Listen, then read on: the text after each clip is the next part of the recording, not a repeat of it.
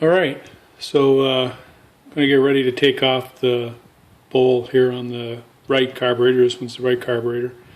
I went over everything with my wire brush on my Dremel just to kind of clean up a lot of the corrosion.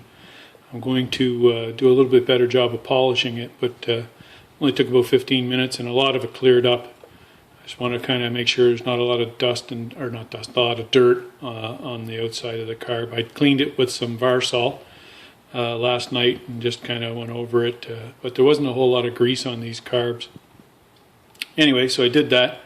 So I've taken out the 3 screws now that hold on the bowl, and these ones here, just make sure you go straight down with your screwdriver and kind of press down a little bit, get in there. They're those stupid Phillips screws, so of course they're easy to strip, but that's what's on these. So as long as you're careful and don't try to twist them out too fast, they come off okay.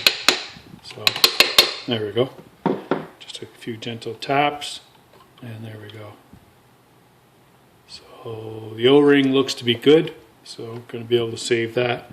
Now I had a problem here with the right one. I drained the left bowl, but couldn't drain the right bowl. The screw head is screwed up here. It's messed up. It's just a flat, regular screw head. So I went online, and there are some screws that I can get from China.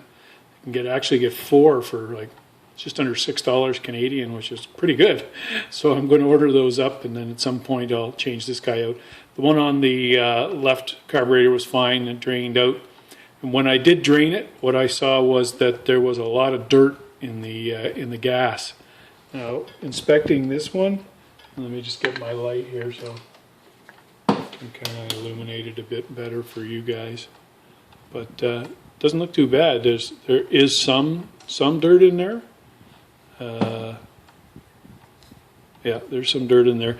And what I saw from the left bowl was that there was like little bits of, looked like rust and that sort of thing. So I'm thinking what it is from the tank. Now there's supposed to be, and I don't know yet because I haven't pulled the petcock off, but there's supposed to be a filter inside the petcock. You can take it out and clean it. But there was no filter in the fuel line to the carbs. So I'm going to change that. I always install fuel filters on the fuel lines feeding into the carbs. It's just cheap, safe insurance, keeps the dirt out. So looking inside this guy, looks pretty good. Not really seeing a whole lot. So going to, this is interesting. So I've got a jet here, and you can see there's some gas still in there, it didn't drain out. Got the secondary jet here, and I think the pilot jet is underneath this guy. This one's the air screw, so I'll just leave that one for now. I'll check it later. I think they're just supposed to be 1 3/4 turns open, so I'll just count how many turns they are, but for now I'm just going to leave that one alone. But I'm thinking this one's the problem, the pilot jet, because it was the low-speed idle that wasn't working too good for me. So I'm going to take off the float, and I'm going to also just check, make sure that there's no liquid inside the float and that it works well.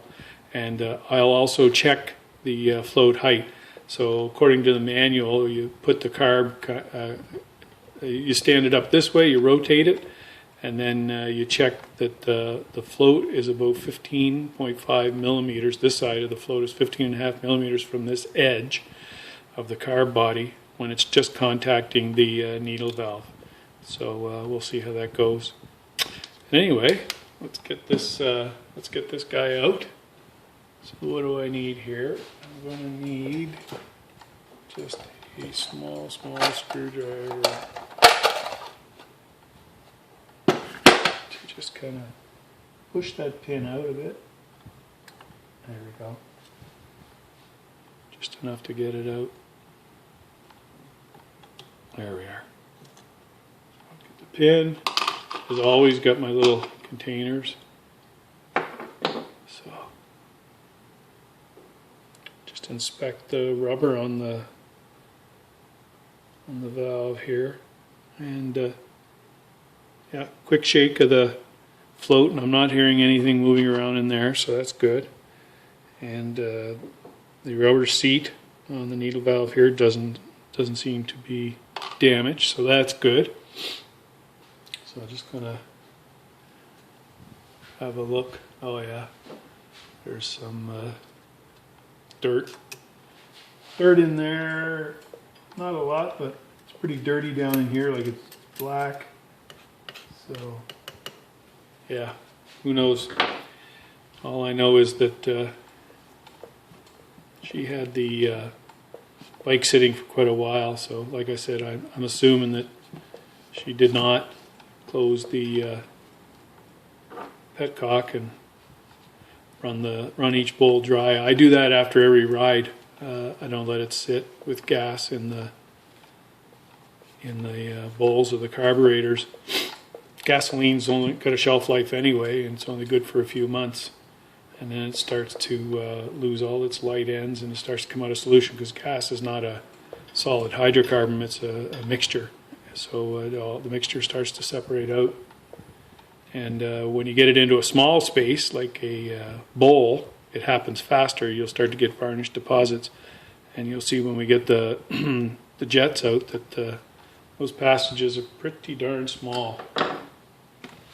Oops. All right, so let's get the right blade here. Okay, here we go. Start to get that guy out. And that, I don't think that comes out in two pieces. Pretty sure, but we'll have a look. It's okay if it comes out.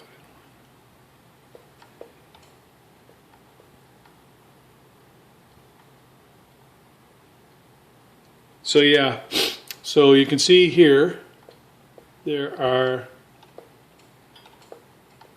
you go. There are two holes down here, and they go all the way around. Like there's a hole, two holes around. And then there's a hole up top here, and the hole up top here is plugged. Well, not quite plugged, but it's definitely got deposits in it. I can see it when I shine through. So I'm going to clean that up a bit. You've got my carb cleaner, and I'll do that, and then I have to get in there and have a look. So I'm going to get these jets out. I'm going to remove these jets. And I'm pretty sure that this one was supposed to have a plastic cover or a rubber cover, and it looks like that is missing. So I'm not sure if that's a problem or not. They'll do a little bit more research and see if that might be a problem. But anyway, so I'm just going to stop the video right now and just continue on taking this apart and cleaning it up. And then I'll turn it back on when I get something interesting to show.